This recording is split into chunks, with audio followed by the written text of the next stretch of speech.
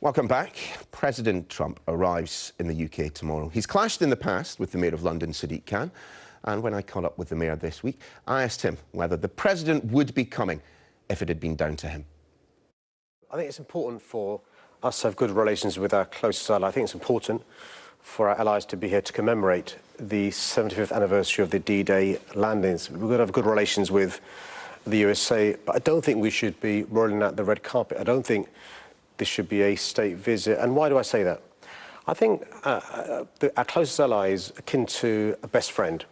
And the thing about a best friend is, of course, you stand shoulder to shoulder with them at times of adversity, but you've got to call them out when you think they're wrong. And there are so many things about President Donald Trump's policies that are the antithesis of our values in London, but also our values as a country.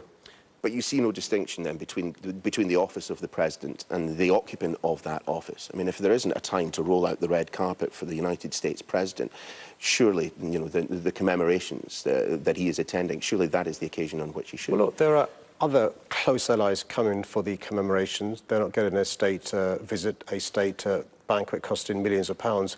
And my point is this, some of the things Donald Trump has done over the last 2-3 years, Londoners find abhorrent and offensive, rolling back the reproductive rights of women, separating children from their parents on the Mexican border, introducing a ban on Muslim-majority countries, standing up and defending white supremacists, neo-Nazis and anti-Semites in Charlottesville, amplifying messages from racists in this country, walking away from the Paris Climate Accord, and I could go on. And my frustration with our Prime Minister is she's not willing to say boo to a goose. What do you think it would do to the nominally special relationship for Donald Trump to be told that the red carpet wouldn't be rolled out? Well, look, there's no reason at all why we can't have good relations with the USA. Look, we in London benefit from massive investment to our city from US companies, US individuals. We have this summer great American sports coming to London with Major League Baseball, and I love Americans, and many Americans love our city and our country, but that friendship means candor, and I think we should be candid with the American president and say, you know what, we disagree with you on so many things.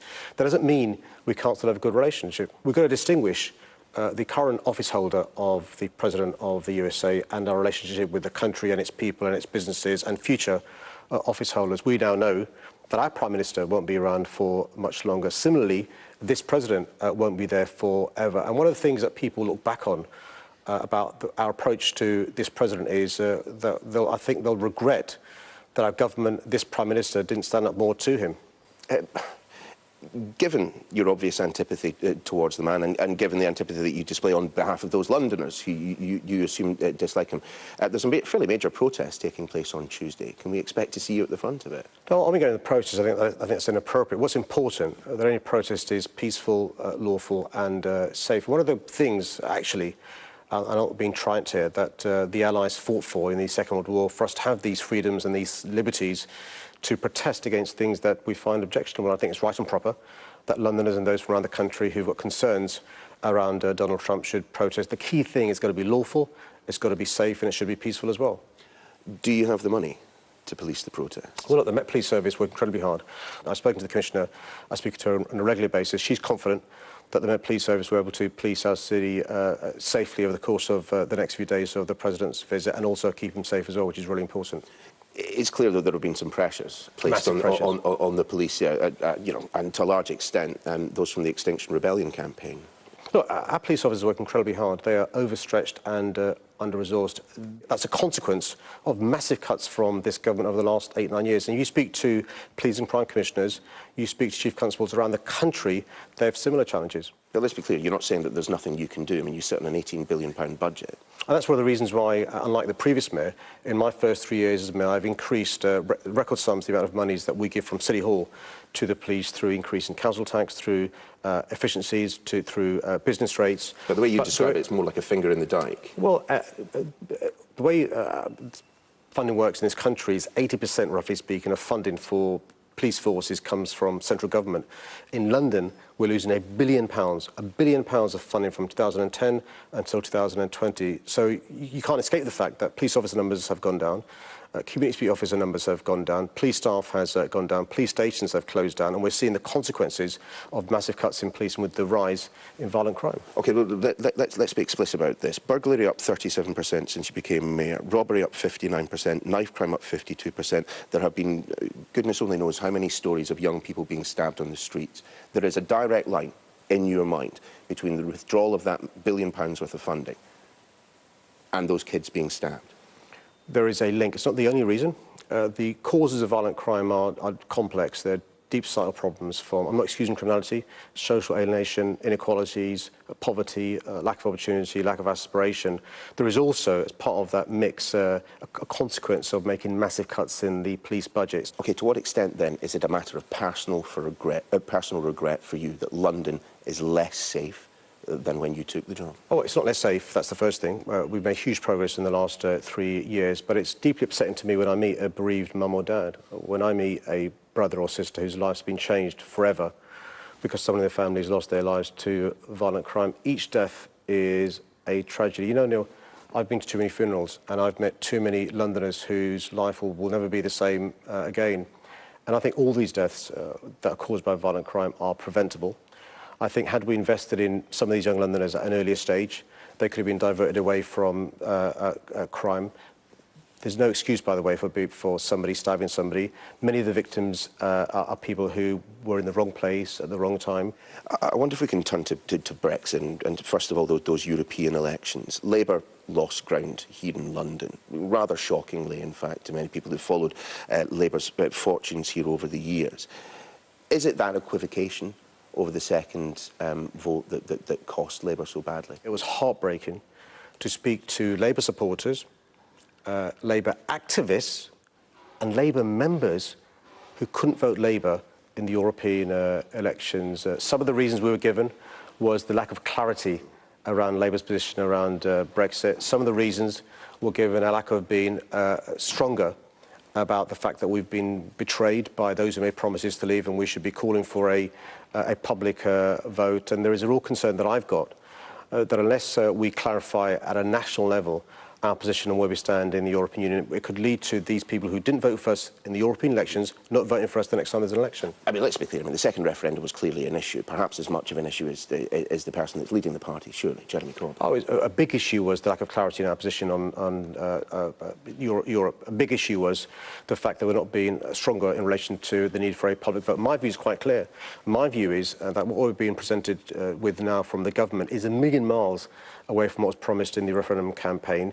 In light of that, the British public, for the first time, should give us say, do you accept this deal negotiated by the government with the option of remaining in the EU? I mean, the Labour Party is, everyone would admit, in something of an invidious position. You know, you've got the Leave voters in the north and the Remain voters in the south. Is there a way to square the circle? You know, sometimes leadership is about leading from the front. You want to make sure there's people following you, but you've got to be authentic and have conviction in what you believe in. We now know that Parliament's in gridlock. Parliament can't decide what is the optimal outcome. Now, actually, there's a pragmatic case now for saying there should be a public vote. So not just because you're a conviction politician, but for pragmatic reasons, give the British public a say for the first time, do you want to stay in the European Union, as imperfect as it is, reform it if you can, or do you accept the deal negotiated by the government? That will lead to, by the way, less jobs, less wealth, less prosperity. We're already seeing a consequence on the NHS and in construction and other sectors. That's before we've left the European Union. I suppose I should pretty quickly just check. You did vote Labour during the European election. Good. We can move on from that. Now, in all seriousness, where does the Labour Party go with all the lack of electoral success that it has had under Jeremy Corbyn's premiership?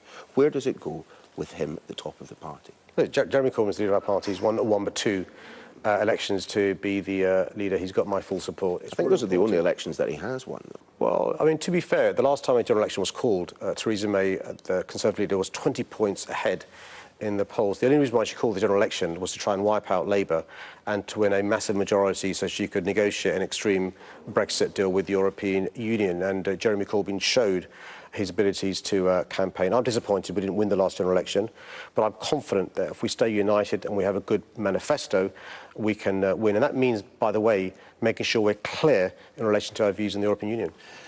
I wonder, to what extent do you think that being Mayor of London sets one up to be a Prime Minister of the United Kingdom? No, listen, I'm loving being the Mayor of London. I love this city. I'm looking forward to my next 2, 3, 4 terms. I'm perhaps thinking of maybe the chap that came before you, whether or not Boris Johnson, you feel that his time here at City Hall perhaps made him, I don't know, a little bit more practical, a little bit more closer to the numbers. Is there anything that he took from his time here at City Hall that you could see translating well into his time? Can I say, I spent my first 3 years as Mayor spending too much time cleaning up his mess. The idea that Boris Johnson's record as Mayor is an application for the job of being Prime Minister, I find astonishing. What I can say is I'm concerned that our next Prime Minister will be chosen by a small percentage of the population, something like 0.15% of our country's population will choose the next Prime Minister. We should have a Conservative leader who understands the need for a general election so the British public can decide whether they accept the verdict of 100,000 Tory members or whether they want to have a say and decide to rubber stamp that person as the Prime Minister, or to give us a chance, the Labour Party, to offer our country our manifesto, our offer for the future. Sadiq Khan, thanks very much for being with us.